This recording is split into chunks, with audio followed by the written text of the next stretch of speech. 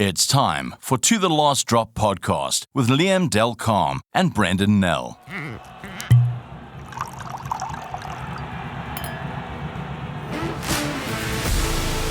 In today's show, we look at the Springbok team to play Argentina at Ellis Park on Saturday. We will look ahead to that test at Ellis Park, the final one for the Springboks in the Rugby Championship. We also have an interview with seasoned Argentine journalist Frankie Deges, and we will end off today's show with a little chat around Malbec, that wonderful wine from the western part of Argentina that has provided so much pleasure to travelers to that part of the world.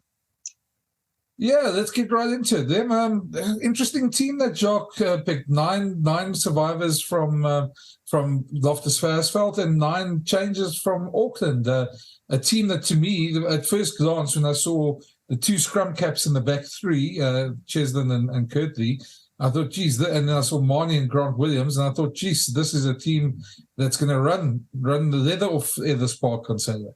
Yeah, certainly a couple of interesting selections. If you say 9 changes, it always sounds like the coach is reaching for something, or maybe he's trying to admonish certain people. I don't think that's the case in this test. Obviously, it's that part of the build-up to Rugby World Cup where combinations will be tested. Certain players' battle readiness will be put to the test. And I think we're seeing that in this particular selection. If you make 9 changes, it can be quite disruptive, as we've seen before.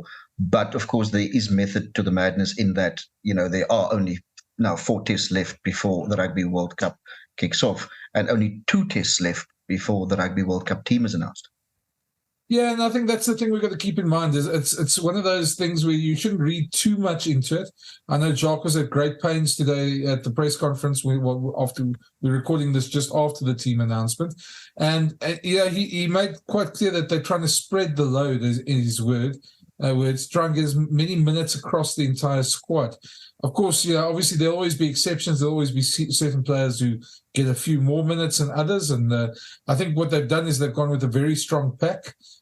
You see a guy like Marnie Le Bok and Grant Williams coming in, but there is a lot of experience around them, and I think that's one of the reasons why you see a Dwayne Vermeulen at 8, and not that he shouldn't be there anyway. I mean, he's got a good claim to the position anyway as captain, and Damien de Linde at 12. And I know a lot of people probably ask why not Andre Esthuizen, but I think Damien being there next to an inexperienced fly-off, is probably a very good thing at this moment. Absolutely. I think the experience thing is important, especially when you sort of isolate the halfback situation where we have 2 inexperienced halfbacks in Grant Williams and Marnie Le Bok. But then you sort of juxtapose that to what we have in the forward pack, and you look at the front row with combined caps there between Frans Malherbe, Malcolm Marx, and Stephen Kitshoff, where they tally almost 200. So, there are certain positions that have been fortified. And, in the back line, I suppose there will have to be, at some point, the accent will have to be on a little bit of inexperience because you need to test players. I mean, it's as simple as that. Yeah, the thing to me was, I mean, even you look at that, it's an inexperienced centre combination as well, even though, I mean, Jesse Kriel has got, 60-odd tests, and Damien's probably on this bit more than that. And, they haven't played together as a combination as much, but there's another thing I thought. Let me test this, Liam. I mean, there's a lot of people out there on Twitter and or whatever Twitter's called nowadays who seem to sort of question the selection of Jesse Kriel. But I don't think people quite understand the reasons why he's selected. I mean, other than his versatility, he can play fullback, wing, and centre. He's a great team man, and he's an exceptional defender at 13, which is probably the most difficult place to defend on the field. Yeah. Funnily enough, I was playing golf earlier today, and even at the golf course, there were people wanting to discuss that number 13 jersey and Jesse's inclusion. And the simple fact is that the guy has a lot of experience in that position. He has served the Springboks well. As the coaches, I don't want to sound like one of the coaches, but it's one of those things that they always say. It's one of those cliched things where they say they know what they have in that particular player. He also comes with a lot of IP in terms of what he's done for the Springboks in that position. And you mentioned his versatility. He's always going to be a useful player to have, in a squad environment. And we've seen that in the past. I mean, he doesn't grab the headlines every time he plays, but he does tick most of those boxes. Yeah, and I think something was maybe being misunderstood a lot of the time, but I hear a lot from fans as well who talk to me on social media as well about what about Andre Esterhuizen? And I think there's a misconception there that Jesse's taking Esterhuizen's place, and I think people must realize Andre Esterhuizen is a 12, and that's his favorite position. Plus, he's not a guy who's overly experienced, and I think Damian de Linde has earned his right in that place. He's won a World Cup in the 12. There's no reason to drop him. But I think people sometimes get it wrong that they think Jesse's competing with Andre Esterhuizen in that place, where in fact he's competing with Damian de Linde. Sorry. Yeah, you know what I mean. Yeah. Look, it comes back to when a Springbok team is named, you don't necessarily, or the coaches don't necessarily go for what is the sort of form 15 when it comes to the starting lineup. They always see a bigger picture, and they will make their selections based around that. And obviously, this is a World Cup year, so you will find situations where starting lineups are put together based on the journey forward.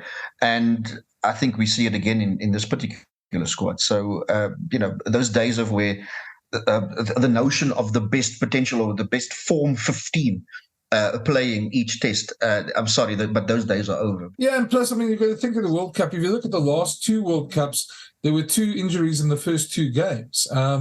We had to replace players. So, I mean, that's where the squad system comes in a lot more. And you want a squad of 30-odd players who can slot in. The perfect world is to have a squad that anybody can play at any time and you don't lose anything. And I think coaches always strive for that. They don't always get it, but and you do have superstars. But I think that's where the Boks are going. And if you look at the depth that they've created over the past few years, they're doing pretty well. And I think people forget sometimes this is a coaching team that won a World Cup. They've sort of earned the right to back their own decisions, and that's why. I mean, I sometimes the kind of there's always banter around the Springbok squad, and there's always people who want their own favorite player in, and you can understand that. But I think the big question, I think when I saw that squad, the one question that jumped into my head was, while it's extremely exciting and Ellis Park is a fast pitch, and if that backline gets going, we're going to see some amazing rugby. The one question that immediately comes to mind is, in terms of the 2 scrum caps on the wing, they're both not the tallest guys. I mean, not that I'm the tallest guy as well, or you, Liam. I mean, no offense, but no. They. If I was Argentina, the first thing I would do is, and especially given the way the Boks handled the ball in Auckland and the high ball, I would kick bombs on them all day and see if you can get them. Luckily, they're 2 very brave players, so I'm not too concerned, but I think that would definitely be somewhere they target. Yes, I think it's something we can expect, but it's also one of those things that if you were going to go into a World Cup, into a big tournament like that, you would want to test those players, if there are question marks about a particular element of their game.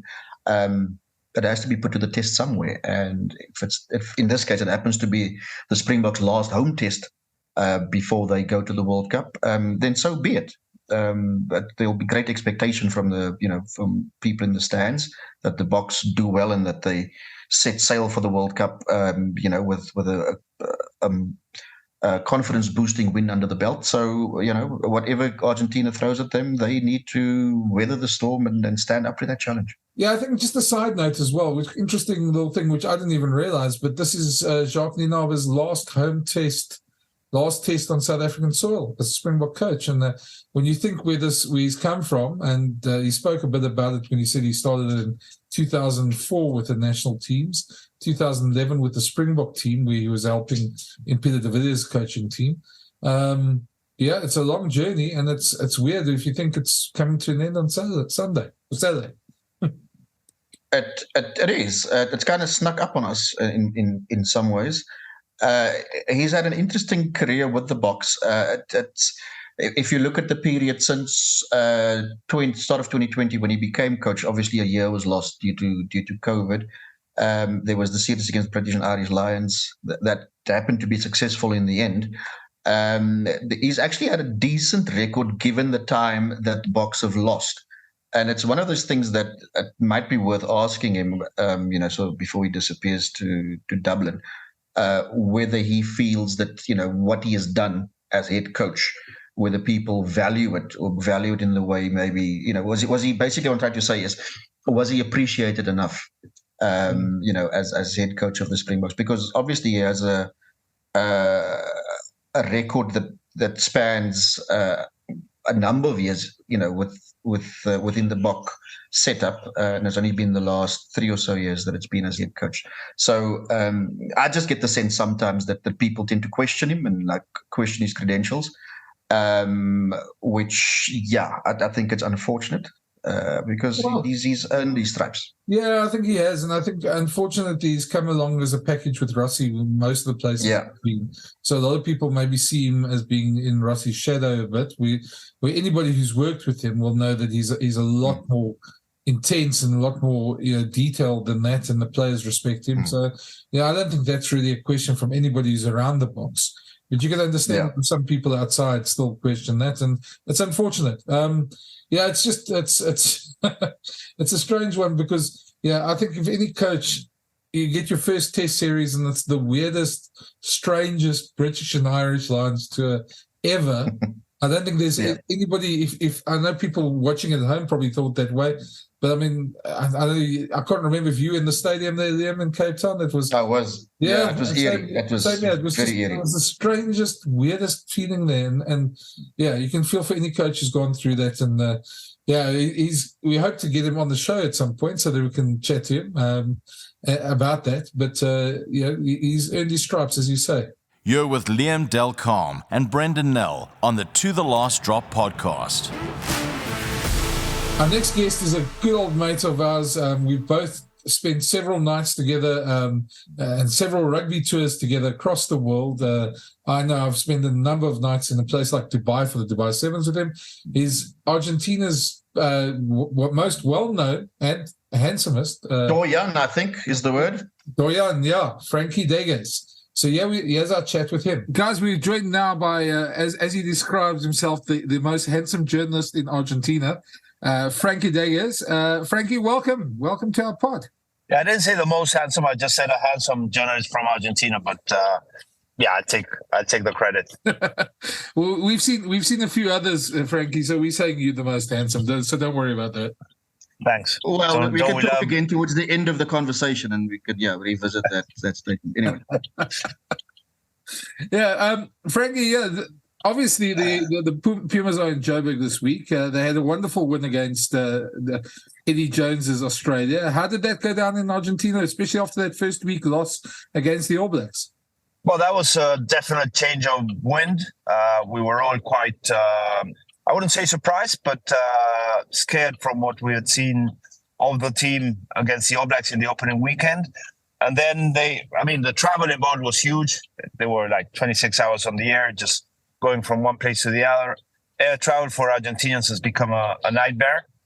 So I think they jumped on a charter flight with the All Blacks through Santiago, Chile, through Auckland, and then made it to Coogee, which is a bit of a second home to Los Pumas. And they just recovered very well, and they played very well. I think they had a good game. They had it won. They could have lost it. They won it in the end. They showed that they could play some rugby, and basically they showed also the resolve that they hadn't showed in Mendoza. So that is good to know that it is there. Michael Cheika, the coach, is toying a bit with availabilities, with return from injuries, with players not having played for a number of months. The problem for Argentine rugby is that we're based in the Southern Hemisphere, but our players play in the Northern Hemisphere. You guys have sorted it out by playing in the Northern Hemisphere. So there are challenges involved, and there are very few games. So the two next games against the Springboks are going to be extremely important to have a clearer idea of who's in line to play, what they want to play, how they want to play it, and just give us clues on how much we're going to raise our hopes for the World Cup. We got a real sense that Argentina really undercooked against the All Blacks, and it's obviously one of the teams you don't want to go in undercooked against. I mean, that's just not done.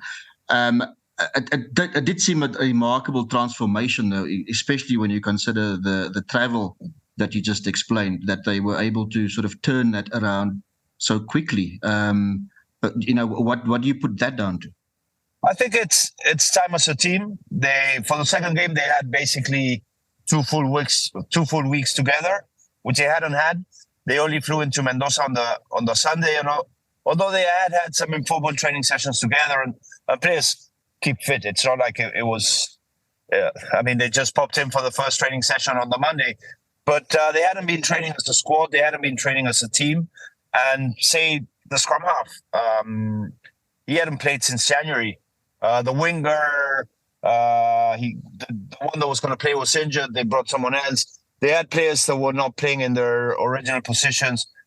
It was tough. I mean, we should have seen it kind of coming, but the way that they were beaten in the first 20 minutes just showed that they were not even there, and that was the sad part, or the tough part to understand. 2 weeks later, 2 weeks training, 2 weeks together. They enjoy their own companies. They enjoy being together. They work well as a squad. They got better. They stayed in Sydney after the game. They only flew to South Africa. I think they flew in on Sunday. So they didn't have to fly home to fly to South Africa, which is today flying to South Africa is very hard. There are no direct flights. It's really uncomfortable. So probably they made the sensible thing. Now it's just they're ready. They just need to get through jet lag, which is part and parcel of what you do at this day and age. Frankie, I was going to say, just in terms of the bigger picture, we've obviously spoken a lot about the other side of the World Cup draw. The top 4 teams in the world in the same side of the draw. Argentina on the other side, they must be looking at that World Cup draw and saying, well, look, if they get a couple of things going right, then it could be quite a good walk towards the semi-finals for them, and then hopefully further.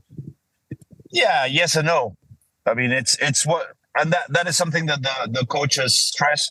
It's one game at a time, because if you don't win the first game, you go into a second game with a different scenario. You don't win the second game, it's the third and whatever. Yes, England, we don't know where England is at the moment. We really don't know. They should be a team that is probably on par with us, or maybe a step ahead in their development. But if we have the good win on our sails, that first game in Marseille could be great. It's going to be an incredible first weekend in Marseille with England playing Argentina, and then the next day it's Scotland against the Springboks. So just from a fan's perspective, from an everything perspective, that's going to be incredible. But that first game is a bit like the first game in Japan, 2019. They did make it against France by half an inch, penalty kick, whatever. And then it just became harder and harder. I believe we should be able to beat Samoa, and we should be able to beat Japan. Japan lost against Samoa the other day. Now Japan is in the top 10. No, sorry, Samoa is in the top 10. Japan is 12th in the world. So we do have 3 top 10 sides in our pool. Frankie, just obviously turning back to Joburg now. I suppose after the win, there's going to be a bit of expectation there. But Argentina's record in Johannesburg hasn't been great. On the Highveld, in fact, hasn't been great over the last couple of years. It's a very fast field. The last lifetime. Yeah. Do you see them changing that? I think we've only won there in 1965. I don't have the records in front of me, but Ellis Park is very important to Argentine rugby, in that it was where we beat the junior Springboks in 1965, and that generated what came in the future, in the following years. But yeah, it's not a comfortable place. We've only beaten the Springboks in South Africa once, and that was in Durban. So it's not the venue; it's the opponent, I think. If we look at Argentina's results over the last, I'd say, but maybe a bit less. There's wins against South Africa a couple of times. There's even a draw against the Springboks. There are obviously wins over Australia. There are wins over the All Blacks. And there's no doubt that Argentina have taken giant strides over the last decade or so. How much do you attribute that to rugby championship inclusion and what that has done for rugby in Argentina? 110%. I mean, the only way you can beat these guys is if you play them regularly. We have played regularly. Second game of the rugby championship, 16-16 draw in Mendoza against the Springboks. Then I think it took a few years before we could beat Australia. Then we beat you guys in Durban. And eventually the All Blacks, which were the castle we could never take, they lost in 2020 and 2022. So if you don't play regularly against that kind of opposition, it's very hard to, in a one-off, beat them. And in fact, Argentine rugby, and it's the sad demise of Super Rugby for us and for you guys. You guys found an alternative way which is working for you guys, and we'll know more after the World Cup if it generated a World Cup winning team or not. But we lost Super Rugby, and with that, the possibility of, again, have a normal season in that you play in the Southern Hemisphere and you compete against Southern Hemisphere teams. We're trying to still work it out. 2020 was different because players were unattached, and it was a totally different thing. But now players are just leaving earlier and earlier to go to Europe. If you're going to chase your Puma dream, that's where you want to be, and that's where you're competing at a higher level. That allows you then to come back to play against your regular opponents and at least have a real opportunity of beating them. Then it's on the day, it's the win, it's a kick, it's a ref, it's so many decisions. When Argentina beat the games Argentina won, they deservedly won. So it wasn't a flash in the pan or whatever. It's consistency, and that has been always an account for Argentine rugby. How do you take it from week to week to week to week? Despite those obstacles, obviously you've produced results, solid results over the last while. Do you still find, though, that given the way world rugby is run and structured, that there's almost always a struggle for recognition, and also, you know, you've got the results that people take you seriously? I mean, do you find that there are still those hurdles to cross? Yeah, but people can not take you seriously at their own peril. I'm sure the teams, they know they're playing against Argentina and they prepare to play against Argentina, and they don't like playing against Argentina. So, I mean, at the end of the day, we can talk and write whatever we want, but it's not what Cheka or whoever is preparing a test match will read. I mean, they'd be looking at the stats, they'd be looking at the opposition stats, they'd be looking at a different set of information that doesn't take into account if we played them 13 times and lost 5, or if whatever. So at the end of the day, recognition, peers recognize the Argentine players, peer coaches recognize Argentina as a team they don't enjoy playing. Frankie, I want to turn to something else. On this pod, we obviously speak a lot of rugby, but the other thing we speak about is wine. And knowing you a man like us, you like to put some red meat on a fire, and just like most Argentinians and South Africans. And I'm sure you have a favorite Malbec. Do you tell us what would your favorite wine be, and what should South Africans look out for? I'm so sorry, mate, that I can't help you on that one. I'm a teetotaler, and I've always been. Oh, God. I don't have a sad story of alcoholism or being beat up by my father when he was drunk or whatever, and that's why I don't drink. I've never drunk. I've never liked alcohol, and it's a sad part of my story, my life story. I just don't drink. I've never drank, and I don't enjoy it. My wife might be of some help, but she drinks for both of us. I can act a very good drunk, but I don't drink. Oh, dear. In that case, tell us about the steak that we come across fairly often in Argentina, the bife de chorizo, I think it is. Bife chorizo. Beef chorizo. Is that the sort of best known cut in Argentina? Yeah, I like when I put it on the parrilla, on our barbecue. I like the sirloin, the lomo. Okay. Because that gets that's always tasty. But I mean, it's like soccer. Different people have different cuts, and they die for that cut. And I mean, I had a barbecue yesterday, as you do on, but it's my first Sunday barbecue because of rugby. My kids still play on Sundays. But so they had the weekend also. We had a big barbecue with some friends, and then we had 1, 2, 3, 4, 5 different cuts of meat. So you just go through the whole set, and you might like this one a bit more, so give me 2 pieces of that or whatever. But what's most important of our asado, and it's with your bride, it's a whole ceremony of it. It's sitting down with mates, setting the fire on, just throwing stuff. It takes time. We don't do it quickly. It might take a couple of hours from the moment you light your match till you sit down and have lunch. And that whole process, you don't do it alone. People start coming in. They bring some cheese. They bring some charcuterie or whatever. And they start with the wine. I go with the water, unfortunately. And it's just conversation and fun and sorting life out in a philosophical way. Oh, absolutely. I mean that's how we build bridges and build friendships, I suppose. I mean it's what I always say. It's what I always say. We talk about every one of one's problems, and we solve no one. But we go through every problem.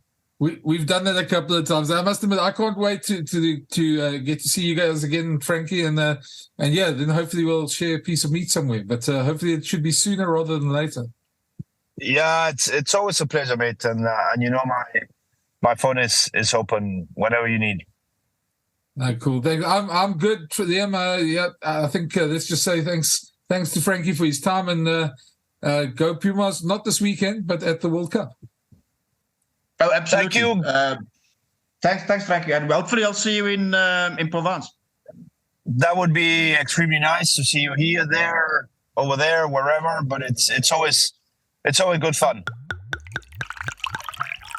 Liam, the one thing, I think one big regret in my life is I've never been to Argentina. I somehow missed every single rugby tour to Argentina, and it ended up mostly in Australia, New Zealand, and Europe. But for some reason, always I've been to Brazil for holidays, but I've got to get to Argentina. And the one reason why, of course, is because there's that wonderful, wonderful vintage of theirs called Malbec. And now we're obviously not talking about Afrikaans people who maybe had a few too many. We're talking about the red wine Malbec. Yeah, I know what you mean.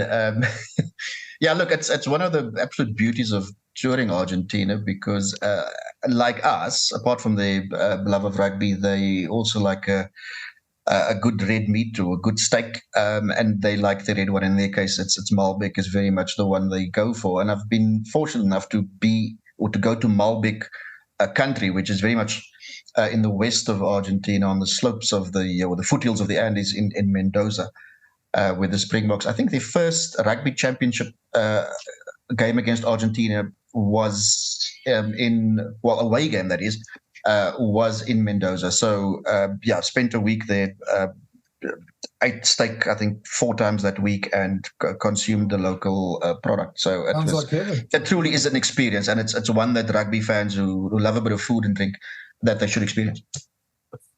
So let's quickly touch on Malbec. What makes it different to other wines? In some ways, it's got like it's plump and it's fruity, and it's a little bit smoky. Now you'll probably say that other wines have those characteristics as well, but then Malbec isn't necessarily for everyone. It's one of those grapes that it's susceptible to pests, and it's susceptible to bad weather. So you can only grow it in certain regions, and Argentina is very fertile provides fertile soil for that.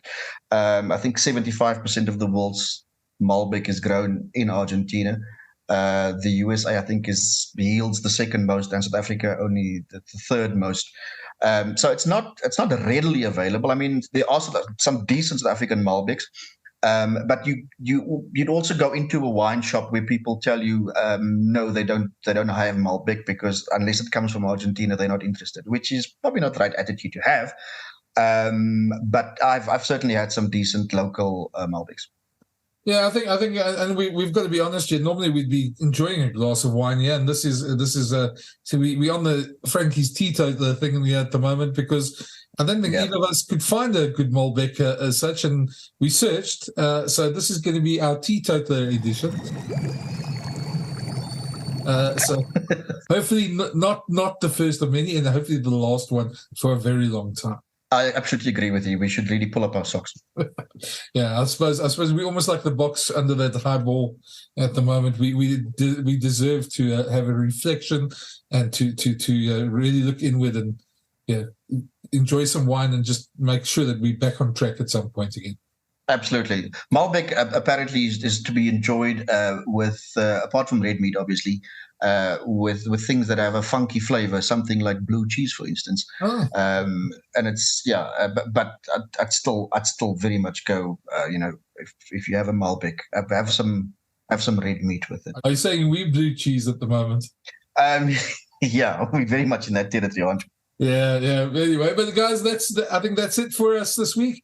You can maybe tune in again next week. We're going to have a good review of the Springboks performance and what they're going to encounter in Argentina next week when they leave there as well, and how we're looking for the World Cup. And also next week, it's last chance saloon for those guys who hope to, catch the attention of the coaches and the selectors.